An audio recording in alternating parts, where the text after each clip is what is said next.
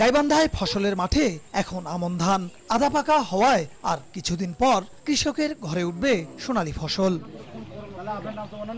তবে ধান কাটার আগ মুহূর্তে মাজরা ও কারেন্ট পোকার আক্রমণ দেখা দিয়েছে বিভিন্ন এলাকার মাঠে। এতে গাছের কাণ্ড নষ্ট হওয়ার পাশাপাশি শীষ চিটা হয়ে যাচ্ছে, অনেক গাছ বিপন্ন হয়ে মরে যাচ্ছে।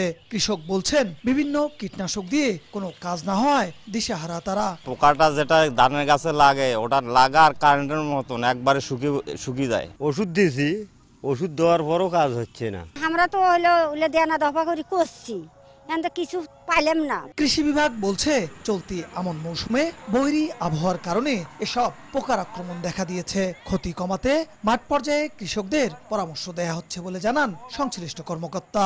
কিছুদিন মেঘলা আবহাওয়া গেল, মেঘাচ্ছন্ন আকাশ, এই জন্য রোগ এবং পোকার একটা প্রাদুর্ভাবের একটা সমূহ সম্ভাবনা থাকে। এরকম আবহাওয়ায় পাইরাজিন, নিটেন পাইরাম গ্রুপের যে ওষুধগুলি আছে সেগুলি আমরা স্প্রে করলেই এটা দমন করা সম্ভব। মাঠ পর্যায়ে কর্মকর্তা সহ বিভিন্ন স্তরের কর্মকর্তাগণ আমরা তৎপর হয়েছি। চলতি মৌসুমে গাইবান্ধায় 1,33,125 হেক্টর জমিতে রোপা আমন আবাদ হয়েছে।